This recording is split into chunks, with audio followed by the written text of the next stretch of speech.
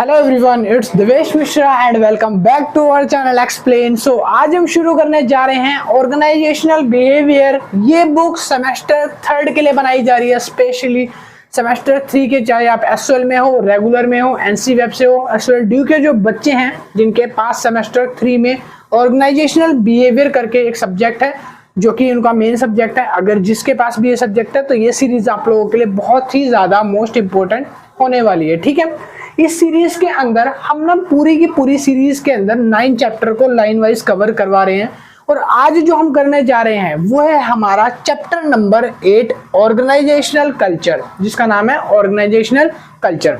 इस सीरीज के अंदर जो भी हमारे चैप्टर्स हैं उन सारे चैप्टर्स के लिंक आपको डिस्क्रिप्शन में मिल जाएंगे। डिस्क्रिप्शन में लाइन वाइज करके 1, 2, 3 सारे चैप्टर्स के लिंक अवेलेबल करा रखे हैं, तो वहां से आप एक एक करके सारे लेक्चर्स को वॉच आउट कर सकते हो। अगर किसी को भी इस सब्जेक्ट के नोट्स वगैरह बाय करने हैं, मिनिमम अमाउंट पे नोट्स वगैरह बाय कर सकते हो। जो भी बाय करना चाहता है, ये हमारा कॉन्टैक्ट नंबर है 8059639586। इस नंबर पे आप मुझे मैसेज करो कि सर हमें मिनिमम अमाउंट पे नोट्स बाय करने हैं, तो जो भी अमाउंट होगा वो आप पे करके नोट्स की पीडीएफ को परचेज कर सकते हो। नोट्स में सारे चैप्टर्स इंक्लूड होंगे, इंग्लिश मीडियम में नोट्स है, इजी समरी है, एक्सप्लेनेशन बहुत अच्छी है। ठीक है, तो जो करना चाहता है वो मैसेज कर देना नोट्स वगैरह के लिए। तो चलिए शुरू करते हैं, अब बिना टाइम वेस्ट करें अपने चैप्टर नंबर 8 को, जिसका नाम है ऑर्गेनाइजेशनल कल्चर। तो सबसे पहले हम आज पढ़ने वाले हैं इस सब्जेक्ट के अंदर कि ऑर्गेनाइजेशनल कल्चर क्या होता है। ऑर्गेनाइजेशनल कल्चर की डेफिनेशन से हम शुरू करेंगे, बट उससे पहले मैं आपको सिखाऊंगा कि ऑर्गेनाइजेशनल कल्चर होता क्या है एक नॉर्मल शब्दों में। ठीक है, कोशिश करूंगा आपको एक्सप्लेन करने की कल्चर क्या होता है, ऑर्गेनाइजेशन कल्चर क्या होता है। देखो सिंपल सी बात है, आप बहुत बार मंदिरों में जाते हो ना भाई। मंदिरों में अगर आप जाते हो तो वहां पे आपने एक चीज नोटिस करा होगा कि मंदिर के अंदर जब आप घुसते हो या आप मस्जिद में घुसते हो या आप ऐसे कोई भी रिलीजियस प्लेस पे जाते हो तो वहां पे आप चप्पल, जूते, शूज वगैरह जो भी आपने पहना हुआ है वो उतार के बाहर जाते हो, साइड में उतार के फिर अंदर जाते हो, पहली चीज। ठीक है, जब आप वहां पे जाते हो तो वहां पे आपको एक पॉजिटिविटी सी मिलती है। ठीक है, और वहां पे आपको पता है रूल क्या है, मंदिर में जब जाते हैं सारे लोग अपना सर झुकाते हैं, ठीक है, प्रे करते हैं, तो ये सब उनके रूल्स हैं। तो ये जो चीजें हैं ना, जैसे कि चप्पल उतारना हमेशा से चलता आ रहा है, तो हमेशा जब भी आप मंदिर में जाओगे आपको पता है, आप अगर मान लो सिख वगैरह में आप कहीं जाते हो तो आपके सर पे एक वो होना चाहिए, क्या बोलते हैं, कपड़ा होना चाहिए, आपके बाल वगैरह कवर होने चाहिए। ठीक है, तो सबके अलग अलग क्या है, ये कल्चर है, इनको कल्चर बोला जाता है। क्या बोला जाता है? कल्चर, या बोल सकते हो रिचुअल्स, रीति रिवाज, जो पुराने टाइम से चलते हुए आ रहे हैं। तो ये क्या है? रीति रिवाज है। जैसे शादी होती है, अब शादी में भी बहुत सारे रीति रिवाज होते हैं, बहुत सारी रस्में निभाई जाती हैं, तो वो जो है ना रस्में हैं, जो रीति रिवाज हैं, वो पुराने टाइम से चलते हुए आ रहे हैं। सबके अलग अलग रिलीजियस के, सबके अलग अलग धर्मों के अलग अलग तरीके से शादियां होती हैं, अलग अलग कल्चर होते हैं। तो कल्चर क्या होता है? बेसिकली कल्चर वर्ड का मतलब यही है कि हाउ पीपल्स बिहेव, मतलब जो लोग हैं वो किस तरह से बिहेव कर रहे हैं। How people express are stimuli, मतलब वो अपने स्टिमुली को किस तरह से एक्सप्रेस कर रहे हैं, किस तरह से वो बिहेव कर रहे हैं, किस तरह से वो सोच रहे हैं, उनकी थिंकिंग किस तरह से है। तो ये जो चीजें हैं जो पुराने टाइम से चलती आ रही है, जो रीति रिवाज है, उनके जो बिलीफ है, वो एक कल्चर बन जाता है। ठीक है, देखो अब मैं एक एग्जांपल और देता हूँ। हमारे घर में सबकी मम्मियाँ जो हैं वो ज़्यादातर टीवी पे कोई बॉलीवुड की फिल्में नहीं देखते, क्योंकि उनको लगता है कि उसमें बहुत ज़्यादा वल्गैरिटी वगैरह दिखाई जाती है। ठीक है, तो वो क्या करते हैं, कीर्तन लगा लिया, जैसे बाबा वगैरह भी 2-4 जो फेमस टॉप में चल रहे हैं तो उनके कीर्तन वगैरह सुन लिए, भजन वगैरह सुन लिए। मोस्ट ऑफ द टाइम वो हमेशा अपना टाइम इसी में स्पेंड करते हैं, कीर्तन, भजन, सत्संग वगैरह जैसी चीज़ें टीवी पे लगा के सुन रहे होते हैं। जो बूढ़े लोग होते हैं, जो अभी 40-45 साल के हैं, तो वो उनका एक आदत बन चुका है। वो क्या है, एक उनका एक बिलीफ बन चुका है, एक उनकी हैबिट बन चुकी है कि अब वो वही काम ज़्यादातर करना पसंद करते हैं। तो जब कोई काम बार बार उसी तरीके से हो रहा है तो वो उसका एक कल्चर बन जाएगा, एक बिहेवियर बन जाएगा पर्सन का, कि वो अब वो काम करके रहेगा। ठीक है, तो मीनिंग ऑफ ऑर्गेनाइजेशनल कल्चर, जैसे हम ऑर्गेनाइजेशनल कल्चर पढ़ रहे हैं तो ऐसे ही, जैसे मैंने मंदिर का एग्जांपल दिया, आपको टीवी वाला एग्जांपल दिया, ठीक है, और रिलीजियस पर्सन प्लेसेस का एग्जांपल दिया, इसी तरह से ऑर्गेनाइजेशन में आप समझते हैं कि कल्चर क्या होता है। एक ऑर्गेनाइजेशन में कल्चर का मतलब होता है कि कल्चर बेसिकली एक रूल बुक होती है, कल्चर को आप ऐसे समझ सकते हो नॉर्मल शब्दों में कि कल्चर जो है एक रूल बुक है। जब आप कहीं नई जगह पे इंटरव्यू देने या किसी ऑर्गेनाइजेशन में काम करने जाते हो तो वो आपको एक रूल बुक थमा देते हैं कि ये हमारे ऑर्गेनाइजेशन के रूल्स हैं। सुबह 9 बजे आना है, शाम को 6 बजे अपने घर जा सकते हो, बीच में एक बार आपका लंच होगा, आपको काम के टाइम पे 2 बार कॉफियाँ मिलेगी। तो ये क्या है, उनके रिचुअल्स हैं, उनके कल्चर हैं जो सारे लोग फॉलो कर रहे हैं और जो हमेशा से चलते हुए आ रहे हैं। तो वो रूल बुक जो है, जो लोगों को पढ़ाने के लिए और जो लोगों को सिखाने के लिए दी जाती है ऑर्गेनाइजेशन वगैरह में, तो इन बुक्स को ही हम बोलते हैं ऑर्गेनाइजेशनल कल्चर। तो ये ऑर्गेनाइजेशन का एक कल्चर है, एक रूल है, रिचुअल है जो परंपरा पुराने टाइम से चलती हुई आ रही है। आपका टाइम फिक्स है ऑफिस का, किसी का 9 है, किसी का 10 है, 9:30 है, 11 है, 12 है, और शाम को 6:30 छुट्टी होगी, 7 छुट्टी होगी, 5 छुट्टी होगी, 8 छुट्टी होगी। तो ये सबका फिक्स होता है अपना अपना, ठीक है। तो ये क्या है, कल्चर है, टाइमिंग फिक्स है, हमेशा से वही चलेगा और लोगों का बिलीफ बन चुका है, उनकी वैल्यू इससे जुड़ चुकी है, उनकी आस्थाएं लग चुकी है कि अब जो हमारे ऑर्गेनाइजेशन है उसके कुछ बिलीव्स हैं, उसके कुछ टाइमिंग्स हैं, उसके कुछ अपने रूल्स एंड रेगुलेशंस हैं जो हमको फॉलो करने हैं। वो उसका एक कल्चर है जिसको आप अवॉइड नहीं कर सकते, कह सकते हो वॉयलेट नहीं कर सकते, तोड़ नहीं सकते, क्योंकि वो एक कल्चर बन चुका है उनका, ठीक है। मीनिंग ऑफ ऑर्गेनाइजेशनल कल्चर, जहां मैं OC वर्ड का प्रयोग करूंगा, इसका मतलब है ऑर्गेनाइजेशनल कल्चर, ठीक है। द सेट ऑफ बिहेवियर, क्या बोला मैंने, the set of behaviour, values, beliefs, attitudes, system. मतलब कि जहां पे एक सेट ऑफ बिहेवियर मिलेगा आपको, मतलब सबका एक बिहेवियर सेट सेम होगा। ऑर्गेनाइजेशन में आप जाओगे, हर किसी एम्प्लॉय का एक बिहेवियर होगा, हर किसी एम्प्लॉय का बिहेवियर जो है वो एक ऑर्गेनाइजेशन से रिलेट करता हुआ पाएगा आपको। उसके बाद लिखा वैल्यूज, उनकी वैल्यूज हो गए, उनके बिलीव्स हो गए। देखो काफी बार ना, मैं जब CA फर्म में इंटरव्यू देने गया हूँ तो CA फर्म में जो सर होते थे, उनका जो कैबिन होता है, ऑफिस, एक कैबिन शीशा बंद होता है उनका ऑफिस, एक 4 दीवारी रूम, तो उसमें जब भी मैं जाता था तो वो बोलते थे अपने शूज बाहर उतार के आओ। काफी लोग बोलते हैं शूज मत उतारो, काफी लोगों का ये मानना होता है शूज को बाहर ही उतार के आओ, भाई अंदर ऑफिस में मंदिर है या कुछ भी है, वो ऑफिस में शूज पसंद नहीं करते। तो उनका बिलीफ है, उनका मानना है, वो परंपरा कह सकते हो, या उनके शुरू से उनके पापा के जमाने से वो ऐसे ही कर रहे होंगे, तो वो उनको आदत लग चुकी है, ठीक है।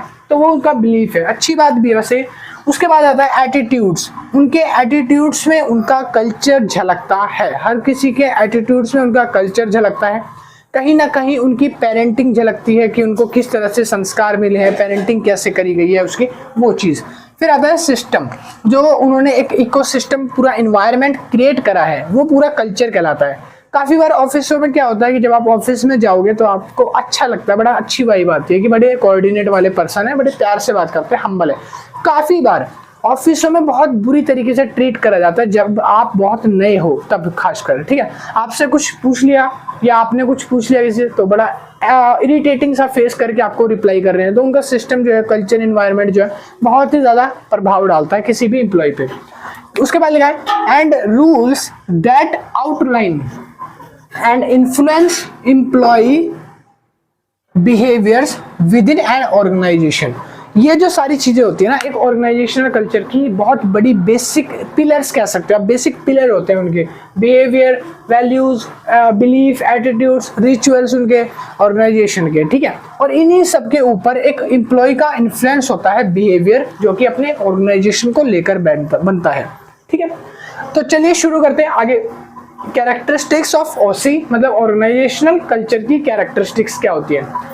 पहली कैरेक्टरिस्टिक्स है observed behaviour regulation.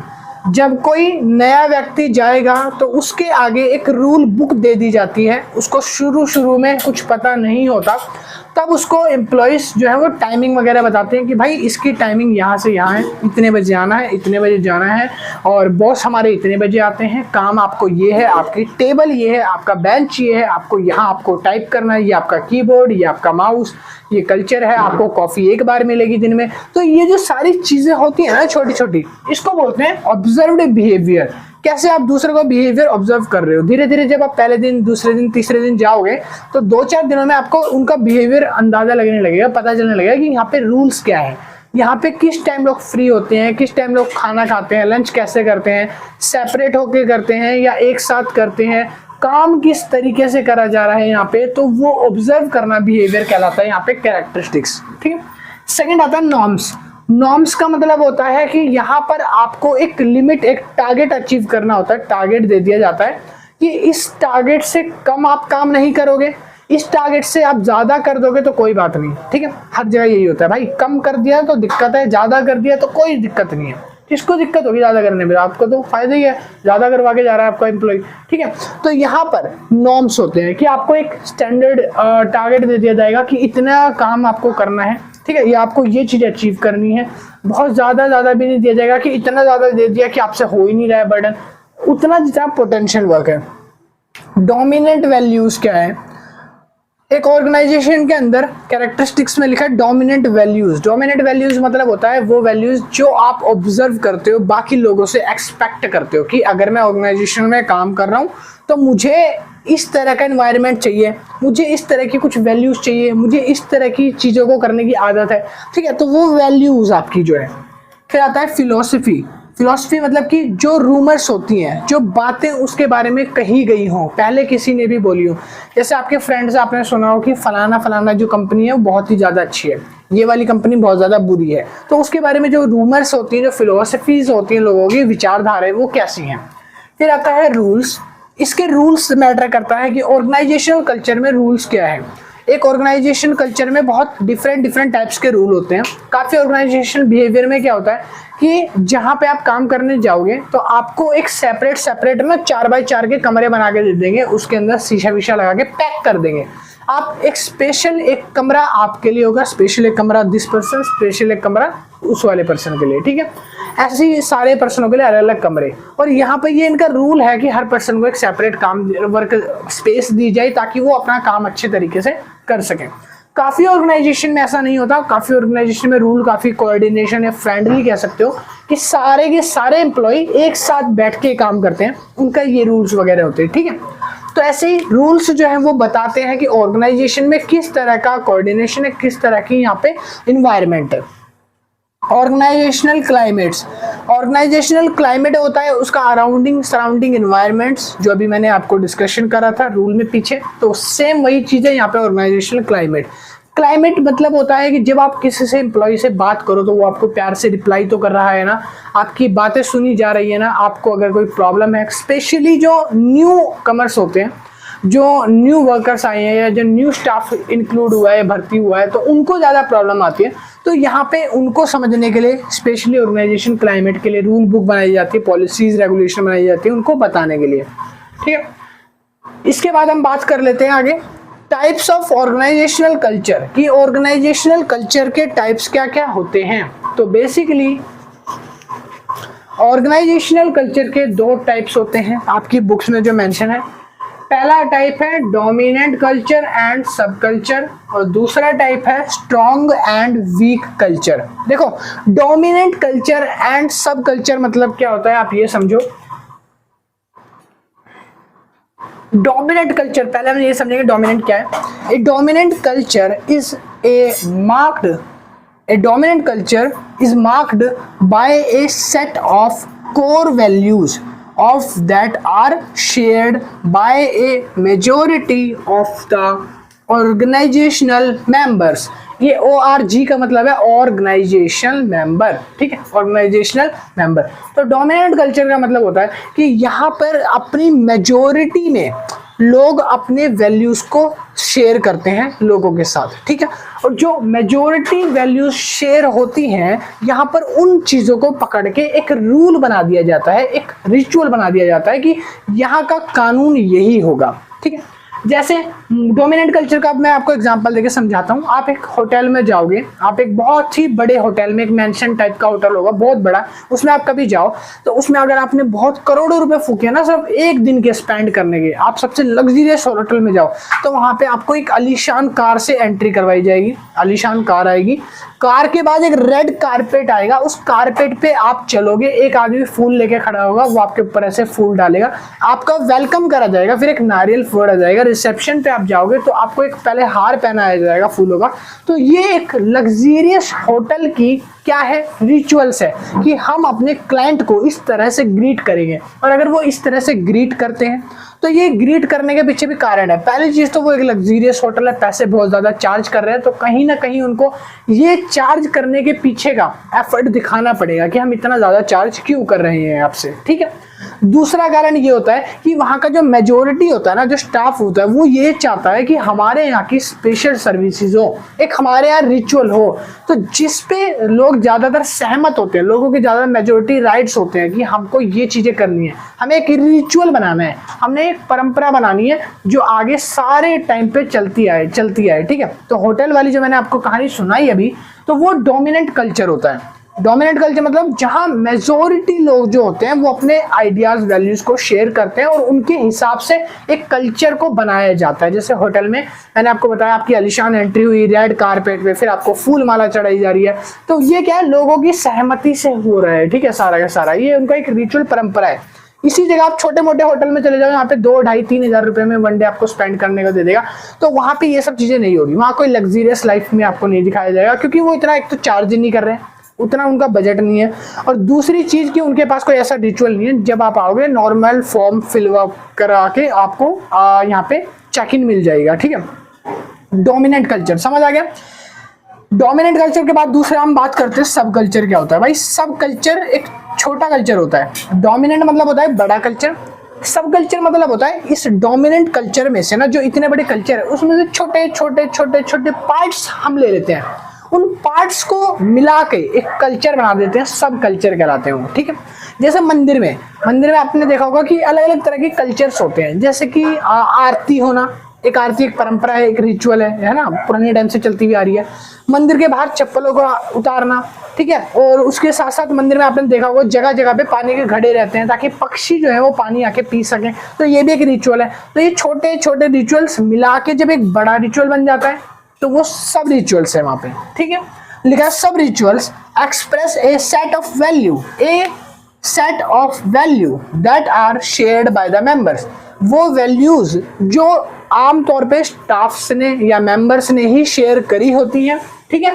Of division और डिवीजन और डिपार्टमेंट, जो उनका डिवीजन होता है और डिपार्टमेंट होता है, उनको अलग अलग हम छोटे छोटे पार्ट्स में डिवाइड कर देते हैं, हर जगह पे अलग पार्ट बना देते हैं। आपने मंदिर में अगर गया होगा कभी या फिर जाते हो, तो मंदिर में क्या होता है, बेसिकली हर किसी भगवान की मूर्ति को एक शोकेस में रखा जाता है। देखा होगा आपने, काली माता का मंदिर यहाँ पे है, थोड़ा सा आगे जाओगे तो वहाँ पे हनुमान जी की मूर्ति है, थोड़ा सा बगल में जाओगे तो गणेश जी की मूर्ति है, ठीक है। तो अलग अलग तरह की मूर्तियां आ रही है, अलग अलग तरह के भगवान आ रहे हैं, तो सबको एक साथ क्यों नहीं रखा? सबको अलग अलग रखने का भी कारण है क्योंकि लोग अपनी आस्था जिस भगवान से ज्यादा मानते हैं वो उनके पास जाके अपनी अरदास या अपनी विनती लगा सकते हैं, ठीक है। तो ये क्या है, एक सब कल्चर है, अपने अलग अलग डिपार्टमेंट्स लोगों की सहमति पर बनाए गए हैं, ठीक है। क्लियर है। दूसरा आ जाते हैं हम यहाँ पे, स्ट्रॉन्ग एंड वीक कल्चर क्या होता है। देखो अब पढ़ने वाले strong and weak culture. A strong culture is difficult to change in organisation. एक ऑर्गेनाइजेशन के अंदर स्ट्रॉन्ग कल्चर को बीट करना बहुत ही मुश्किल होता है। स्ट्रॉन्ग कल्चर मतलब उसका कल्चर तो स्ट्रॉन्ग है भाई, ठीक है। अब देखो स्ट्रॉन्ग कल्चर का मतलब ये है, यहाँ पे अगर मैं आपको एग्जांपल से समझाऊं, रतन टाटा की एक इंटरव्यू में मैंने सुना था, रतन टाटा की जो कंपनी है उसमें बहुत सारे लोग काम करते हैं। अब रतन टाटा ने एक स्ट्रिक्ट रूल बना रखा है, एक असेट की तरह। एक अच्छा रूल है, ये नहीं है स्ट्रिक्ट रूल है तो सबको उसके ऊपर आपत्ति है, आपत्ति नहीं है, बहुत अच्छा रूल है, स्ट्रिक्ट रूल है कि जो मेरे एम्प्लॉयज हैं वो मेरी असेट है। हर कोई एम्प्लॉय को असेट की तरह ट्रीट नहीं करता। आजकल छोटे मोटे ऑर्गेनाइजेशन में तो बिल्कुल नहीं करते। आज एम्प्लॉय आया, एम्प्लॉय को धक्के मार के निकाल के भगा देते हैं, जब मर्जी उसको रिजिग्नेशन पकड़ा देते हैं कि भाई आज से तू मत आइए कल से, ठीक है। मगर रतन टाटा ने अपनी कंपनी में एक तरह का एसेट मान के अपने एम्प्लॉयज को एक रिचुअल बना रखा है कि यहाँ पर जो मेरी इनकम है वो किससे हो रही है, मेरे एम्प्लॉइज से। तो एम्प्लॉइज के लिए बहुत सारे रूल्स एंड रेगुलेशन बनाए हुए हैं कि एम्प्लॉइज की सेफ्टी ध्यान रखी जाए, एम्प्लॉइज की कोई भी अगर दिक्कत है पहले उसको सॉर्ट आउट हो, एम्प्लॉइज के लिए ये, एम्प्लॉइज के लिए वो, एम्प्लॉइज के लिए। तो भाई एम्प्लॉइज खुश होगा कि नहीं होगा? होगा ना। तो एम्प्लॉइज के लिए स्ट्रॉन्ग कल्चर बिल्ड किया है क्योंकि वो कमाई उससे रहे। तो स्ट्रॉन्ग मतलब कि एक ऐसा कल्चर जिसमें एम्प्लॉय बहुत ज्यादा हैप्पी फील करे, खुश फील करे कि भाई मैं इसका पार्ट हूँ, इसीलिए मैं बहुत सौभाग्यशाली हूँ। तो इसीलिए strong culture is difficult to change in organisation, और ये कभी चेंज नहीं होगा क्योंकि रतन टाटा अपनी एसेट्स की तरह ट्रीट करते हैं अपने एम्प्लॉइज को, बाकी लोगों की तरह नहीं है कि आज आ और कल निकल जा, ठीक है। यहाँ पे लिखा है and can innovation because members of the organization are used to doing their jobs exactly the same way। और यहाँ पे जो लोग हैं वो भी अपने जॉब को इस तरीके से करना चाहते हैं जैसे वो करते आ रहे हैं, जो परंपरा चलती आ रही है, ठीक है, और वो उसको चेंज नहीं करना चाहते, ना वो कर नहीं सकते, ठीक है। आगे लिखा उसके बाद एग्जाम्पल मैंने दिया हुआ था रतन टाटा एंड कंपनी, तो मैंने उसका एग्जाम्पल यहाँ पे डाल दिया जिसका स्ट्रॉन्ग कल्चर है, ठीक है। अब आते हैं वीक कल्चर किनका होता है। भाई वीक कल्चर में ना मैंने एक लास्ट टाइम एक फर्म में काम किया था, सीए फर्म आजादपुर में, ठीक है, वरुण सर की नाम से कोई सीए फर्म है, छोटी मोटी सीए फर्म है फालतू की, ठीक है, फालतू इसलिए कह रहा हूँ क्योंकि वो फालतू लोग थे, थोड़े सैलरी वगैरह नहीं दी इसलिए, ठीक है। तो मैंने बताया था कि असेट की तरह ट्रीट करना होता है अपने एम्प्लॉइज को, उन्होंने कूड़े की तरह, गार्बेज की तरह ट्रीट कर रखा है अपने एम्प्लॉय को, ठीक है। वीक कल्चर में क्या होता है, हार्डली फेस कंपटीशन। भाई कंपटीशन फेस कर रहे होते हैं लोग वहां पे। कंपटीशन मतलब किसकी जॉब मैं खा जाऊं, ठीक है, मेरी जॉब वो खाने की सोच रहा है, उसकी जॉब मैं खाने की सोच रहा हूँ, मेरी जॉब वो खाने की सोच रहा है, ऐसे चलता रहता है। तो इनके कंपटीशन आ जाता है और इन्हीं आपसी कंपटीशन के चक्कर में राइवल्स पैदा हो जाते हैं। राइवल्स क्या होते हैं, राइवल्स होते हैं दुश्मन, जो दूसरी कंपिटिटिव फर्म आ जाती है ना वो खड़ी हो जाती है उससे जल्दी पहले, तो उनको बोलते हैं राइवल्स, ठीक है। There is no loyalty of staff. Staff की भी कोई लॉयल्टी नहीं होती। जब भी स्टाफ को छुट्टी चाहिए ना, इनकी फर्म के कोई रूल रेगुलेशन नहीं है, जो मैं बता रहा हूँ ना, मैंने जहाँ काम किया कोई रूल रेगुलेशन नहीं है। आज मेरे को छुट्टी करनी है, आज मेरे को मान लो कहीं घूमने जाना है, ऐसे ही घूमने जाना फ्री फंड में, ठीक है, तो उस जगह मैं मैसेज कर देता हूँ भाई आज मेरे को सर मैं नहीं आ पाऊंगा। उनको कोई पूछने का मतलब ही नहीं है, और रात को मैसेज देखने, कोई रूल नहीं है, रेगुलेशन नहीं है कि छुट्टी देनी है नहीं देनी, काम की तरह कराना, ये फलाना ढिंका, बस छुट्टी कर ली, हाँ कर ली, ऐसे ही नॉर्मली टेम्परेरी व्हाट्सएप पर मैसेज डाल दिया रात को सोते सोते, भाई कल मैं नहीं आ रहा, छुट्टी लेनी है। वो कह रहा है हाँ ठीक है ले ले जा, ठीक है। उसके बाद लिखा है employ dissatisfaction and high labour turnover. High labour turnover इसलिए ज्यादा होता है क्योंकि देखो आप 2-2 दिन में काम करा रहे हो किसी को, 2 दिन में ट्रेन कर रहे हो, 2 दिन में काम करा रहे हो, 2 दिन में सिखा रहे हो, नए एम्प्लॉय हायर कर रहे हो, फिर वो 2 दिन बाद आपका एनवायरनमेंट देखे इतना गंदा एनवायरनमेंट है, वो छोड़ के चला जाएगा, फिर 2 दिन बाद दोबारा आपको एम्प्लॉय हायर करना पड़ेगा। तो इसीलिए बार बार जब हायर कर रहे हैं ना तो लेबर टर्नओवर हाई हो जाता है इसकी वजह से, ठीक है, कि आपने कितने लोगों को अभी तक निकाला है और कितने लोगों को रखा है अपने ऑफिस के अंदर, ठीक है। और एक्चुअल में बेस्ट एम्प्लॉय वही होते हैं जो असेट्स की तरह काम करें, टिके रहें, पुराने से पुराना बंदा भी वहां पे टिका रहे, ठीक है, जो खुश होकर टिका रहे। तो ये सारे काम से बड़ी कंपनी में हो सकते हैं, छोटे मोटे में तो यही होता है 2 दिन के लिए आते हैं 3 दिन में निकलते हैं, ठीक है।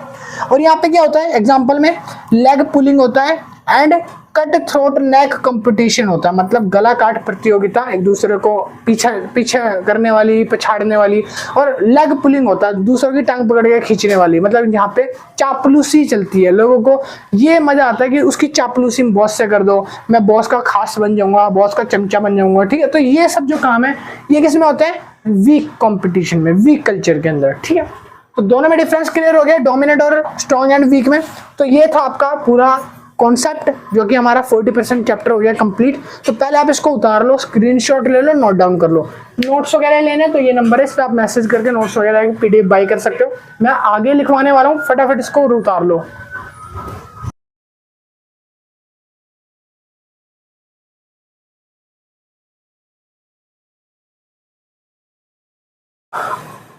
तो जो मैंने अभी आपको बताया था आपने वो उतार लिया होगा। तो चलिए शुरू करते हैं फिर उसके आगे के टॉपिक्स, ठीक है। अब हम पढ़ने वाले हैं function of organisational culture. Organisational culture में कुछ फंक्शंस होते हैं, वो क्या क्या होते हैं। फंक्शंस मतलब होता है कार्य, कि कौन से कार्य होते हैं, किस तरह के काम होते हैं ऑर्गेनाइजेशन कल्चर में। पहली चीज होती है define your desired organisational culture clearly. आपको सबसे पहले तो ये देखना पड़ेगा कि आपका जो ऑर्गेनाइजेशनल कल्चर है वो आपकी डिजायर्स को पूरा कर पा रहा है या नहीं कर पा रहा। अगर आपको लगता है कि आपकी डिजायर जो है ना वो बिल्कुल शांत और पीसफुल प्लेस पे काम करने वाली है, और आपके ऑर्गेनाइजेशनल कल्चर में ना ऐसे लोग हैं जो बहुत ही ज़्यादा इंटरप्रेटिंग है, मतलब शोर वगैरह मचाने वाले हैं, ठीक है, और बहुत ज़्यादा नॉनसेंस वगैरह चीज़ें बोलने वाले हैं, करने वाले हैं, तो उस जगह पे आपकी डिज़ायर पूरी नहीं होगी। यहाँ पे जब आपकी डिज़ायर पूरी नहीं होगी तो आपका काम में दिल नहीं लगेगा, और जब काम में दिल नहीं लगेगा तो आपकी जो ग्रोथ है, परफॉर्मेंस है, वो निखर के नहीं आएगी। तो यहाँ पे सबसे पहले आपको देखना है कि योर डिजायर्ड ऑर्गेनाइजेशन जो है, वो कल्चर जो है वो कैसा है, क्लियरली आपको वो पता होना चाहिए, ठीक है। Second thing is access your current culture, अपने करंट कल्चर को एक्सेस करना, and identifying areas for improvement. जैसे कि मान लो मैं किसी एक कंपनी में गया, उस कंपनी में जाने के बाद मैंने 1-2-3 दिन वहाँ पे घूमा, नोटिस करी चीज़ें, फिर मुझे नोटिस हुआ कि यहाँ पर किसी चीज़ की तो कमी है। मान लो वहाँ पे पीने का पानी नहीं था, बहुत ज़्यादा 4-5 फ्लोर की बिल्डिंग थी, तो सबसे नीचे वाले फ्लोर पे एक थर्मस रखा रहता था, वहाँ से पानी भरना पड़ता है। पूरे दिन इंसान को या तो नीचे जा के पानी पीना पड़ेगा, या तो बोतल उनके पास कोई म्यूजिक थर्मस नहीं है। तो मैंने 4-5 दिन जब घूमा, एक्सेस किया, पूरा रिव्यू करा, तब मेरे को ये चीज़ें रियलाइज़ हुआ कि यहाँ पर इन चीज़ों की कमी है, लिमिटेशंस है ऑर्गेनाइजेशन के अंदर। तब मैंने वो चीज़ों को इम्प्रूवमेंट करने के लिए, पहचानने, आइडेंटिफाई करके इम्प्रूवमेंट करने के लिए बॉस को कहा कि इन चीज़ों को यहाँ पे अवेलेबल करवाया जाए। जैसे पीने का पानी वगैरह हो गया, यहाँ पे हवा नहीं आती तो फैंस वगैरह लगवाए जाए। तो वो चीज़ें यहाँ पर कहने का मतलब है कि ऑर्गेनाइजेशनल कल्चर को आपको एक्सेस करना है, आइडेंटिफाई करना है क्या प्रॉब्लम्स है। तीसरी चीज है communications of the vision and values to employees. यहाँ पे कम्युनिकेशन द विजन, उनके विजन्स को आपको समझना है। जो भी आप लोगों से बातचीत करोगे, इंटरेक्ट करने की कोशिश करो, उन लोगों की जो बातचीत में उनके जो निष्कर्ष है, उनके जो कहने का पोटेंशियल है, जो कहने का मतलब है, उन मीनिंग्स को आप समझोगे, उनकी वैल्यूज को आप पकड़ोगे। एंड वैल्यूज टू एम्प्लॉय, और एम्प्लॉय की उन चीज़ों को लेकर आप अपनी बात रख सकते हो आगे, ठीक है। तो ऑर्गेनाइजेशन में एम्प्लॉयज से इंटरेक्ट करना है, उनकी वैल्यूज को समझना है, उनके विजन्स को समझना है कि वो बोल क्या रहे हैं, काम क्या बता रहे हैं, रिस्पॉन्सिबिलिटीज आपको क्या दे रहे हैं। नेक्स्ट पॉइंट आता है point number 4, engage employ in change process and encourage their outputs. मतलब कि जितने भी एंगेज एम्प्लॉय है उनको चेंज करने का प्रोसेस सिखाना। अगर मान लो कोई काम किसी कंपनी में बहुत ही ज़्यादा डिले पोर्शन पे हो रहा है, बहुत ही ज़्यादा धीमी रफ्तार से हो रहा है, तो उस काम में अगर आपको लगता है कि मैं इस काम में थोड़े से चेंजेस करके प्रोसेस को अगर हम थोड़ा डेवलप करने की सोचें और वहाँ से हमको एक अच्छा आउटपुट मिल सकता है, एक स्पीडी आउटपुट मिल सकता है, तो उस जगह पे आपको वो चेंज को इम्प्लीमेंट करने के लिए एक लोगों से आप कह सकते हो डिस्कशन कर सकते हो, कॉन्वर्जेशन कर सकते हो, कोऑर्डिनेशन कर सकते हो, ठीक है, अपने टीम में। नेक्स्ट पॉइंट आता है फिफ्थ है, introduce well being and engagement solution for all the your employees. अपने आप को अच्छे तरीके से इंट्रोड्यूस करना दूसरों के आगे, एक अच्छे तरीके से अपने विजन्स रखना, ठीक है, ताकि लोग आपके विजन से प्रभावित हों। उसके साथ साथ आप लोगों के सॉल्यूशन में इंगेज हो सकते हो। जैसे उनकी कोई प्रॉब्लम है, कोई उनके पास कॉन्फ्लिक्ट आया है, तो उसमें आप इंगेज होके उसको समझ के उससे एक आउटपुट जनरेट कर सकते हो कि इस प्रॉब्लम को सॉल्यूशन कैसे निकाल सकते हैं, और एम्प्लॉइज को बता सकते हो। तो यहाँ पर भी क्या होगा, अगर आप ऐसा करोगे तो आपकी जो पोटेंशियल है वो ग्रोथ होगी, ठीक है। आपको ये देखा जाएगा कि आप जो है एक अच्छा पार्टिसिपेंट करते हो, लोगों की प्रॉब्लम सॉल्वर हो, तो आपको एक लीडरशिप का ओहदा मिल सकता है, आपकी जो प्रमोशन हो सकती है। तो ये चीजें होती हैं, ठीक है। तो ये थे आपके फंक्शंस ऑफ ओसी के फंक्शन के बाद आपका एक लास्ट टॉपिक है आपके सब्जेक्ट का, इस बुक का, मतलब इस चैप्टर का, सॉरी भाई, चैप्टर का लास्ट टॉपिक है हाउ इज कल्चर लर्न्ड।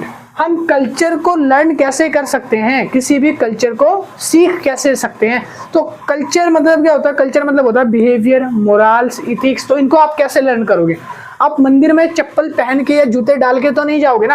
आप एक दिन देखोगे कि सारे जो लोग हैं वो मंदिर के बाहर चप्पल उतार रहे हैं, तो आप भी अगले दिन से मंदिर से बाहर चप्पल उतारना शुरू कर दोगे, लोगों को देख के सीखोगे।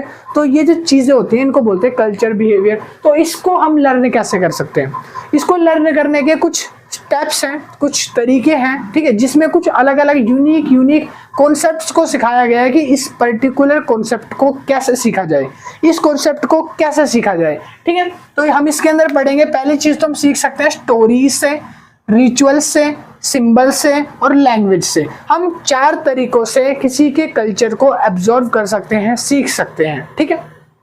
फॉर एग्जाम्पल, हम पहला तो है स्टोरीज। क्या है स्टोरीज? हम स्टोरीज से सीखते हैं, कहानियों से सीखते हैं। बताता हूँ आपको कैसे। देखो, अभी हम हिंदू है मान लो, ठीक है। हिंदू लोग क्या करते हैं, वो मंदिर में जाके पूजा करते हैं, उनको सारी कहानियां पता होती है, कैसे शिव जी आए, कैसे गणेश जी है, कैसे गणेश जी की कहानी है, हनुमान जी कौन है, पार्वती जी कौन है, शिव जी कौन है। तो हम लोगों को इन सब की कहानियां पता है, क्योंकि हम लोग बचपन से इनकी कहानियां टीवी पे देखते हुए आए हैं, स्टोरी सुनते हुए आए हैं और इनकी रामायण वगैरह महाभारत वगैरह देखते हुए आए हैं।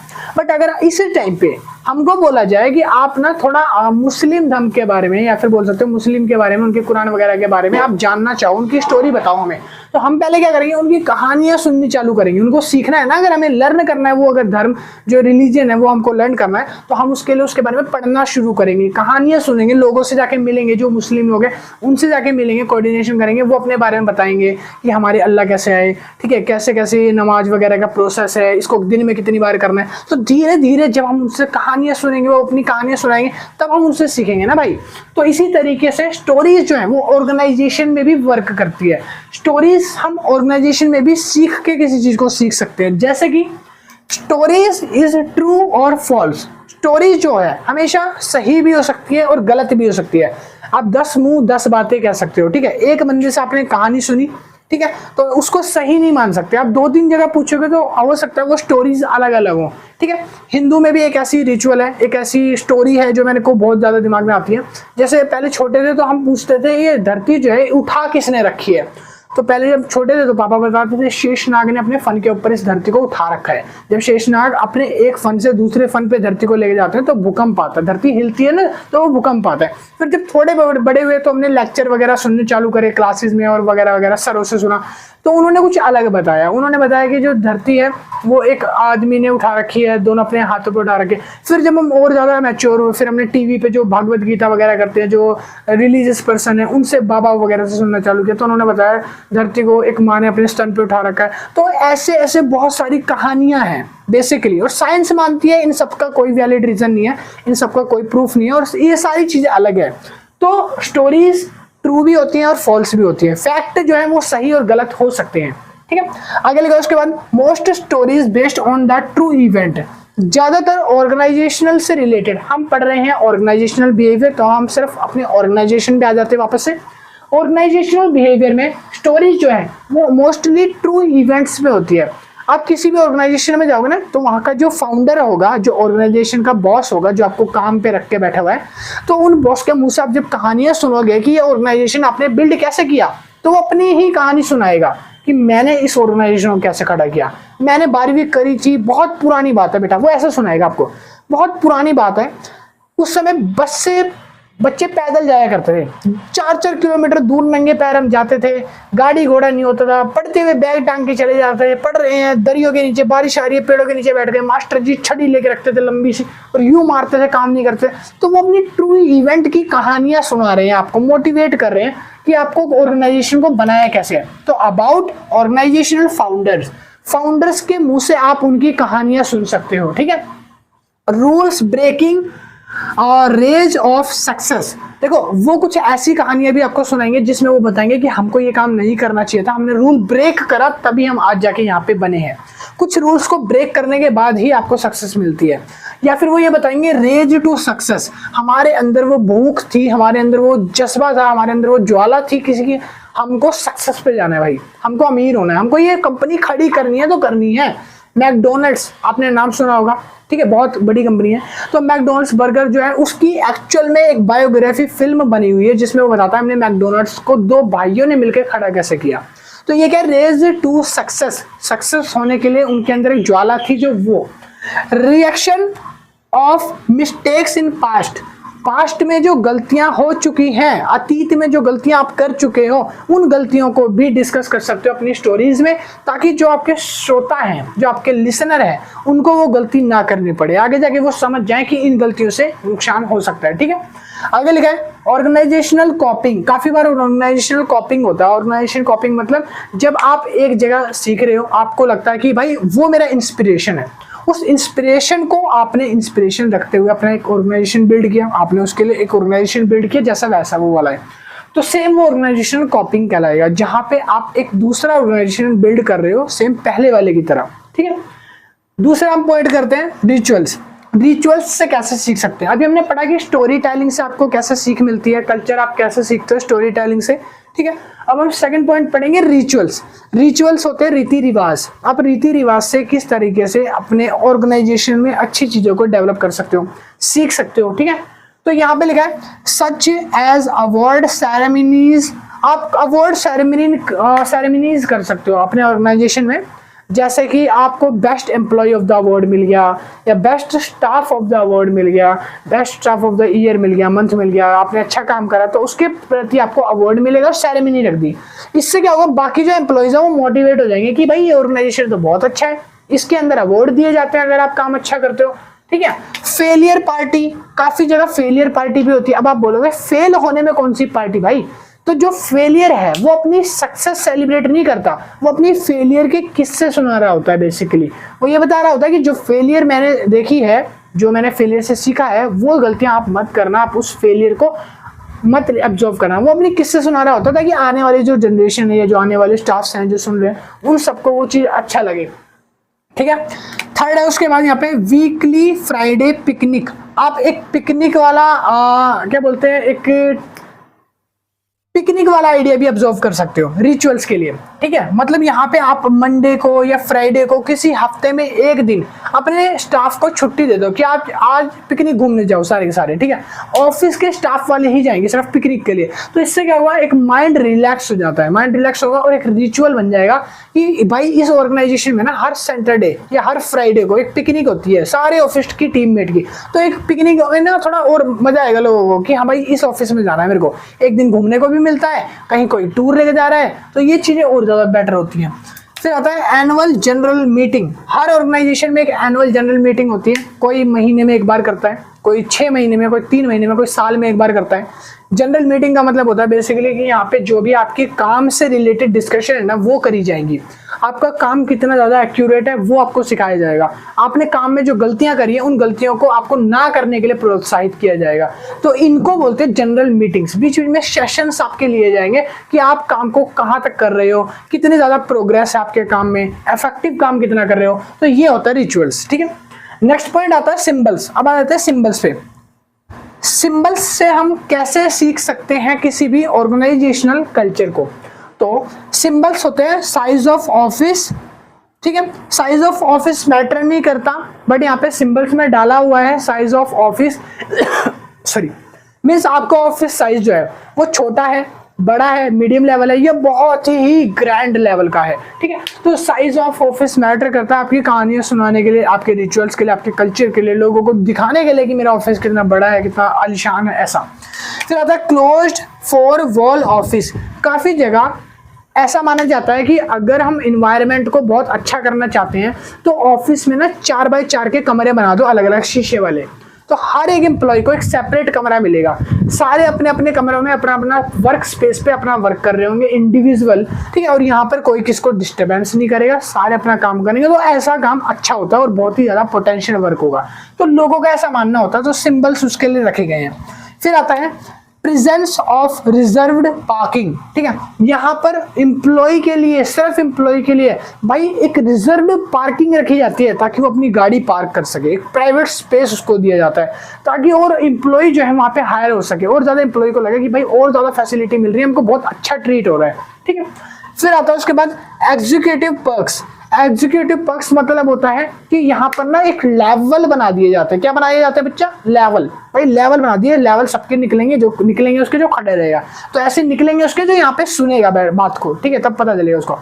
एग्जीक्यूटिव पर्क मतलब होता है एक लेवल बना दिया जाता है, silver level, gold level, bronze level. जो सबसे बेस्ट काम करेगा उसको गोल्ड लेवल मिलेगा। गोल्ड लेवल में कुछ ऐसी 3-4 क्वालिटी होगी, जैसे कि उसको हर हफ्ते एक छुट्टी फालतू, 2000 का बोनस। और जो ब्रॉन्ज लेवल पे या जो सिल्वर लेवल पे उनके जो पर्क्स होंगे तो उसके अंदर भी कुछ स्पेशल चीज होगी, बट गोल्ड लेवल से थोड़ा कम, क्योंकि वो थोड़ा नीचे का है। जैसे बोलते हैं ना गोल्ड मेडल लेके आया बंदा, गोल्ड मेडल मतलब सबसे ज्यादा स्पेशल जो लोग होते हैं उनको दिया जाएगा। जो ब्रॉन्ज लेवल है वो थोड़ा नीचे और जो सिल्वर है वो उसके नीचे। तो ये पार्क होती है एक तरह से एग्जीक्यूटिव पार्क, जिससे काम ज्यादा मोटिवेट तरीके से करने में हेल्प मिलती है, ठीक है। फिर आता है उसके बाद elegance of office furnishing. Office furnishing अच्छी सी होगी, ठीक है, ऑफिस बहुत ज्यादा एक्यूरेट होगा, बहुत ही ज्यादा आलीशान होगा, सुंदर होगा, एक अच्छी सी खुशबू, भीनी भीनी खुशबू आ रही होगी, फ्रेग्रेंस आ रही होगी, आहा, डैनवर वाली नहीं जिससे 4 में लड़कियां आ रहे हैं वो वाली नहीं, दूसरी है, ठीक है। उसके बाद लिखा है यहाँ पे ड्राइविंग कार बाय ड्राइवर्स और देमसेल्व्स। काफी जगह ऑफिस में आपने देखा होगा कि जो ऑफिस के बॉस हैं वो अपनी कार को खुद ड्राइव करके आते हैं, मतलब कि खुद वो ड्राइव करके ऑफिस में आ रहे हैं, आपसे काम करवा रहे हैं, ठीक है, सैलरी वगैरह दे रहे हैं, तो बॉस कभी कभी कार खुद से ड्राइव करता है। काफी बार एक ऐसी रेपुटेशन बनानी पड़ती है ऑफिस में जहां आपको एक ऑफिस में बॉस की तरह ट्रीट करा जाए, तो वहां पे जो ऑफिस के बॉस होते हैं वो अपनी कार को खुद से ड्राइव नहीं करेंगे, एक पर्सनल ड्राइवर को रखते हैं ताकि वो उनकी कार ड्राइव कर सके उनकी जगह, ठीक है। तो ये सिंबल्स होते हैं ऑफिस में रिचुअल्स के लिए बनाने के लिए, ठीक है। तो चलिए लास्ट रह गया हमारा, एक और है लैंग्वेज, 4th है हमारा, ठीक है, इसको और कर लेते हैं। क्या हुआ वीडियो में भाई, मजा आ रहा है? भाई मजा आ रहा है तो लाइक वाइक भी कर दो, ठीक है। तो अब आ जाते हैं लैंग्वेज पे। लैंग्वेज हमारा 4th पॉइंट है, मुश्किल से 8 से 7 मिनट और लूंगा बस। Language, use specific slogans, metaphors और सेइंग कॉन्वे स्पेशल। देखो लैंग्वेज मतलब होता है कि हर एक एनवायरनमेंट के हिसाब से एक बोलने का लहजा अलग होता है, ठीक है। जैसे हम लोग हरियाणवी बोल सकते हैं बट हम हरियाणवी में बात नहीं करते। आमतौर पर जिस तरीके से मैं आपको पढ़ा रहा हूँ हम घर में इसी तरीके से बात करते हैं, नॉर्मल हिंदी लैंग्वेज में बात करते हैं, ठीक है। और सिंपल एसेंट है हमारा, कोई ज्यादा हरियाणवी नहीं है, कित जा रहा के करण लाग रहा, ये वाला एसेंट नहीं है, आती है वो बात अलग है बट एसेंट नहीं है। तो लैंग्वेज हर एक ऑफिस की अलग अलग होती है, ऑफिस की टोन अलग अलग होती है, ठीक है, हर एक ऑफिस की, ठीक है। एक बोलने का लहजा, बात करने का लहजा, एम्प्लॉय का कोऑर्डिनेशन, बहुत सारा मैटर करता है। तो यहाँ पे लैंग्वेज भी मैटर करती है। कुछ स्पेशल स्लोगन्स और स्पेसिफिक वर्ड बनाए होते हैं जो सिर्फ एम्प्लॉयज को ही समझ आते हैं। कुछ ऐसे ऑफिस होते हैं जहां पर कुछ ऐसे ऑफिस वालों ने मिलकर एक ऐसे स्लोगन या कुछ कीवर्ड बनाए होते हैं जो सिर्फ ऑफिस को समझ आते हैं।